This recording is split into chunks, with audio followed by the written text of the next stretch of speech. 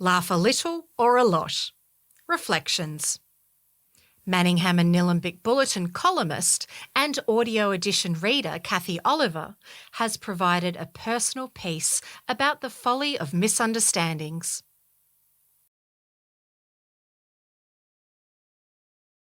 I don't know whether it's just that I am older, but the last 6 months have seen a more serious tone creep into my writing. I'm not sure I like it. So the chances are you don't either. The world is a more serious place, no doubt, and Easter and Anzac Day issues in a sombre time of year. But writers, like musicians and artists, need to entertain as much as to inform or challenge. So this month, let's head into the realm of humour. For inspiration, I got out that wonderful collection, The Jeeves Stories by P.G. Wodehouse. Reading him reminded me of how funny conversations that go awry can be. The very young and us oldies are a great source of merriment as communication misfires for several reasons. Take my dear Dad, for example. Dad was a man of powerful intellect and without doubt the most widely read man I have ever known. He was a former GP, yet Dad couldn't get used to the idea that he was growing deaf and would forget his hearing aids, seemingly deliberately. One time, when he was 94, we were waiting for results in a tiny hospital waiting room with hard, bum-numbing plastic chairs. We had long run out of intergenerational pleasantries, and the hospital was hardly the place for deep and meaningfuls, which were rare in our family in any case. My 34-year-old daughter was with us, which only compounded the vibe. After too many silences, I decided that although the topic was tricky, I would give it a go. I asked, "What did your urologist say yesterday?" The following conversation took place. Dad, blank stare. Me, you know, yesterday. Dad, today? Pause. Still waiting.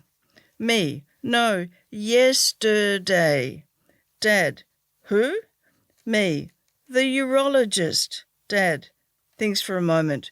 Neurologist? My daughter, being naughty, utters under her breath, Herodotus.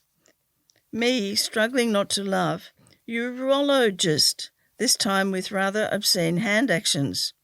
Yesterday.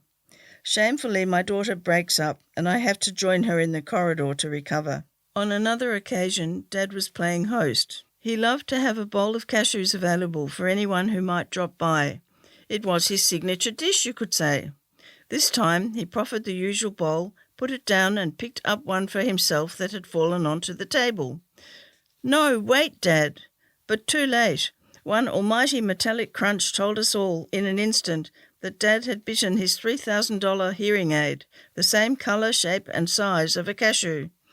Poor Dad, he also cracked a tooth. Mistaking things is always funny. When I was in Switzerland working in a hotel high up in Lausanne, I wanted to buy some woolen tights to keep warm. Two very conservative sisters in their 70s ran the haberdashery I needed. Their faces were as frozen to me as the nearby glacier. Nevertheless, I approached their united front. In my best schoolgirl French, I asked for tights that were épuisées. The sisters looked puzzled, then very concerned. They talked together and suggested épais, then brought out the tights. Juste, merci, I said, paid, and left. It wasn't for several years that I found out that I had actually asked for worn-out tights, not thick ones. But perhaps the last laugh here goes to my sister, who in making a farewell speech became tongue-tied and thanked her admin staff, not for all their banking, but for all their bonking. It's so easy to make mistakes. With its accent on forgiveness and renewal, Easter is the perfect time to reflect, respond, and reset for the year ahead. This story was read by Rebecca Rose and Cathy Oliver.